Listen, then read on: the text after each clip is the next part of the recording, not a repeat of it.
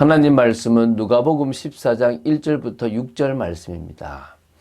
3절부터 6절 말씀을 합독하고 1절부터 6절 말씀을 보도록 하겠습니다. 우리 3절부터 6절 말씀 합독하겠습니다. 예수께서 대답하여 율법 교사들과 바리새인들에게 이르시되 안식일에 병 고쳐주는 것이 합당하냐 아니하냐. 그들이 잠잠하거늘 예수께서 그 사람을 데려다가 고쳐 보내시고 또 그들에게 이르시되 너희 중에 누가 그 아들이나 소나 우물에 빠졌으면 안식이라도 곧 끌어내지 않겠느냐 하시니 그들이 이에 대하여 대답하지 못하니라. 자, 이제 누가복음 14장을 들어가는데요. 1절부터 24절까지의 세 문단을 조금 이어서 지금 보도록 하겠습니다. 이 세 문단의 내용은 한 바리새인의 지도자의 집 식탁을 배경으로 하고 있는 말씀입니다. 먼저 오늘 보게 될 1절부터 6절까지는 예수님께서 한 수종병 든 한 사람을 치유하신 사건을 통해서 인본주의적 전통과 율법주의에 빠진 유대인들의 그릇된 안식일관에 대해서 시정하여 주시는 부분이 나옵니다. 그러니까 계속 지금 안식일에 병을 고치시면서 안식일에 참 개념을 심어주시는 거죠. 내일 보게 될 7절부터 14절은요. 식사에 참석한 자들 및 또 초대한 주인을 향하여 겸손과 자비의 실천을 교훈하시는 부분입니다. 그 내일 보겠습니다. 그리고 다음 날 이제 모레 볼 것은 15절부터 24절인데요. 큰 잔치의 비유를 통해서 하나님 나라의 잔치에 어떤 자들이 참석할 것인지를 보여주는 내용입니다. 이렇게 지금 한 바리새인의 집에서 이렇게 쭉 이어서 하는 것들을 세 부분으로 나누어서 지금 보려고 합니다. 그 중에서 오늘은 1절부터 6절입니다. 주님이 주신 교훈이 우리의 마음에 잘 새겨지게 되길 바랍니다. 먼저 1절을 보면요. 그러니까 또 안식일에 대한 논쟁입니다. 자, 복음서에는 안식일의 논쟁이 모두 많이 기록되어 있는데요. 특히 이 누가복음에만 보더라도 이 14장 오늘 보는 사건 이전에만 벌써 지금 세 번의 안식일 논쟁이 있었습니다. 그러면 지금 이 본달라까지 치면 이 몇 번째입니까? 네 번째 발생한 안식일 논쟁이라고 생각하시면 됩니다. 자, 지금 복음서 저자들이 이 안식일 어떤 그런 논쟁을 부각시키고 있는 것은 당시 유대 종교 지도자들과 예수님과의 마찰이 안식일 준수 때문 그 문제를 쟁점으로 발생했다라고 보면 될 거기 때문에 지금 이걸 많이 기록했겠지만 이 논쟁이 예수님 사역의 성격을 선명하게 보여주는 거예요. 다시 말하면 법을 통해서 통제하기 위한 것이 아니라 하나님 주신 법은 인간에게 가장 유익하고 인간을 살리기 위해서 인간을 위해서 주셨다 이런 개념이겠죠. 당시 유대인들은 구약의 일부 내용만을 발췌해 가지고 이걸 인본주의적으로 해석하고 거기에 인간의 전통까지 가미해 가지고요.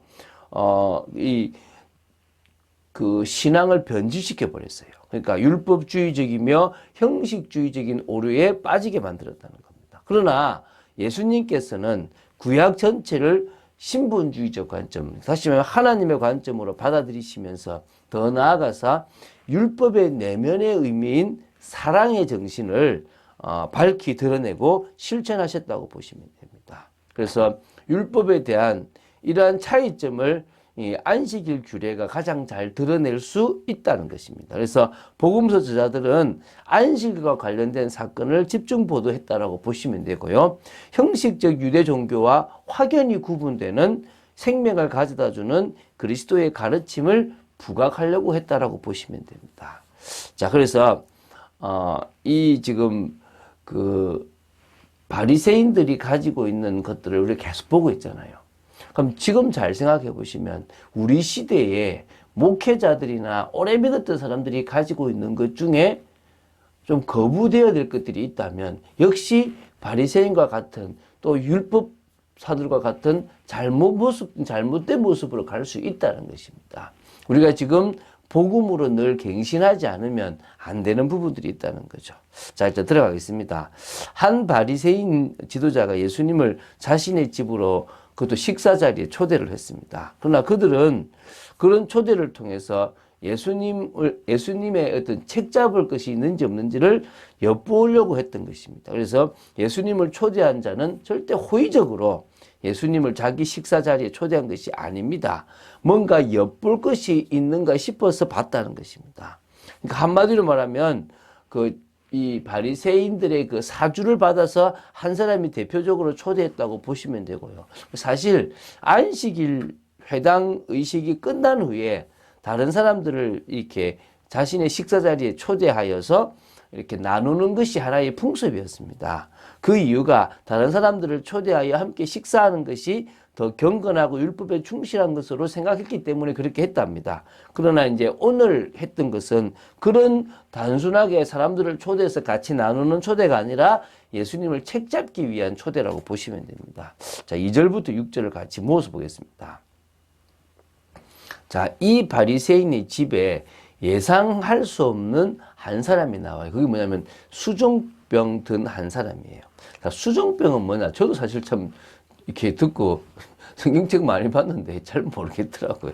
자, 찾아보니까요. 신체 여러 부위에 물이 고여가지고 몸이 붓고 쌀이, 그러니까 몸에 있는 그 살이 썩어가는 그런 병을 수종병이라고 해요. 그러니까 물 때문에 몸이 붓고 한쪽 부분이 막 썩어가는 그런 병인데요. 당시에는 불치병이었다고 합니다. 이 유대인들은 이 병이 죄로 말미암아 하나님의 저주를 받아서 그러니까 비롯된 병이라고 여겼기 때문입니다. 그래서 당시 이제 랍비들은 이 병을 부도덕한 생활 때문에 발생한 병으로 여겼습니다. 또 이 병은 만성적 질병이기 때문에 바리새인들이 말하는 것처럼 그 유전에 보면 당장 위급한 병이 아니기 때문에 안식일에 치료하는 것은 불법이라고 규정을 해놨던 거예요. 이걸 딱 놔둔 겁니다. 생각해 보십시오. 그 수종병, 그러니까 병 걸린 사람이 부도덕하고 좀 불의한 사람인데 이 바리새인 그도 지도자 집에 있을 수 있겠습니까? 없잖아요. 일부러 데리고 온 거예요. 일부러 데리고 와서 너 어떻게 하는가 다시 한번 보자. 지금 이 바리새인들이 많이 있는 가운데서 정말 책 잡으려고 지금 하고 있는 겁니다. 한마디로 병을 고치거나 이 사람이 이 집에 자주 드나드는 그런 사람, 음식을 얻어먹기 위해서 온 사람은 아니라는 거겠죠. 그래서 그 3절에 그 책 잡기 위한 것을 아시고 예수님께서 어떻게 하시냐 그러면 질문합니다. 안식일에 병 고쳐주는 것이 합당하냐 아니하냐. 대답을 못하죠. 예수님은 그 사람을 데려다가 병을 고쳐 보내신 후에요. 다시 질문을 하시는 겁니다. 너희 중에 누가 그 아들이나 소가 우물에 빠졌으면 안식일이라도 곧 끌어내지 아니하겠느냐.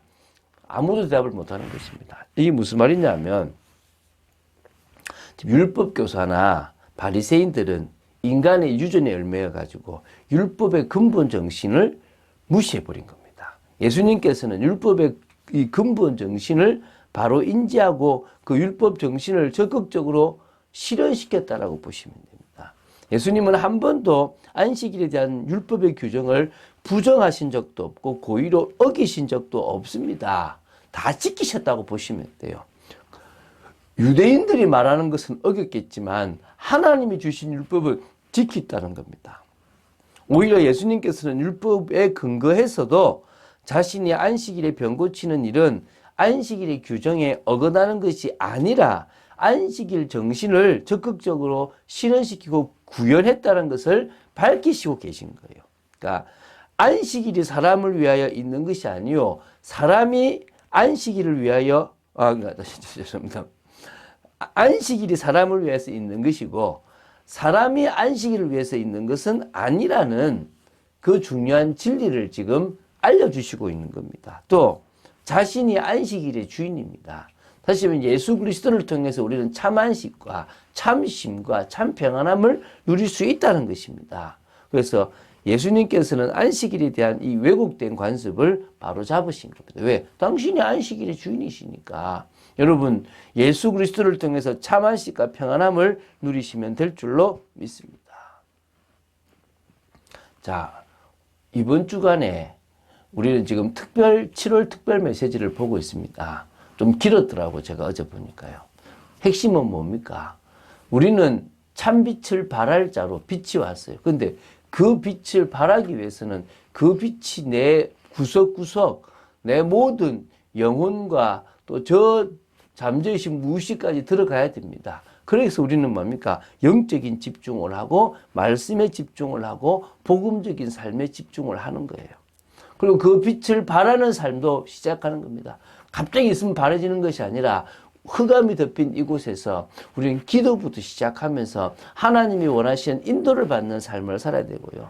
우리가 가지고 있는 이 기능과 전문에 정말 집중해서 그것을 통하여 영광 돌리는 그런 삶, 또 우리가 있는 현장의 영혼들에게 집중할 수 있는 그런 부분들이 필요하다는 것입니다. 그리고 참빛교회라는 그런 하나님께서 세우신 이 교회가 빛을 발하기 위해서는 성경이 말씀하신 한몸 의식을 가진 원네스된 교회, 사도행전의 그런 모델된 교회, 그리고 교회의 방향이 정말 하나님의 뜻과 맞는 그런 것으로 가야 될 줄로 믿습니다. 우리는 아직 참빛교회 시작도 안 했습니다. 어떤 교회는 뭐 시작한 지 1년 만에도 막 크고 부흥되는데 저는 뭐 그러지는 않는 것 같습니다. 오히려 아무것도 없는 데서 시작하는데 차근차근 서론 인생, 서론 사역을 준비하고 이제는 본론 사역으로 들어가고 있음을 보고 있습니다. 저는 참 감사하다고 생각됩니다. 귀한 분들을 만난 것도 감사하고 같이 인도받아 가는 것도 감사합니다. 그래서 이 속에서 하나님의 뜻을 이루는 축복된 삶을 살아가 보려고 합니다. 여러분도 정말 말씀 속에 있는 참 축복을 사실적으로 누리는 여러분 되시기를 주 예수 그리스도 이름으로 축원드립니다. 주는 그리스도시요 살아계신 하나님의 아들이심을 고백합니다. 정말 말씀 따라가는 참된 축복 누리기를 간절히 소원합니다. 주님께서는 계속 우리의 잘못되어져 가는 종교화되고 율법화되어져 가는 신앙의 모습을 책잡고 계심을 봅니다. 아버지 하나님께서 역사하시고 은혜 내려주시고 말씀 따라가는 축복이 있기를 간절히 소원합니다. 힘주시고 역사하여 주시고 은혜 내려주실 줄로 믿습니다. 정말 주님의 뜻과 계획을 따라 온전히 주님의 말씀을 이루어나가는 축복의 삶을 살아가기를 간절히 소원합니다. 주 예수 그리스도 이름으로 기도드립니다. 아멘.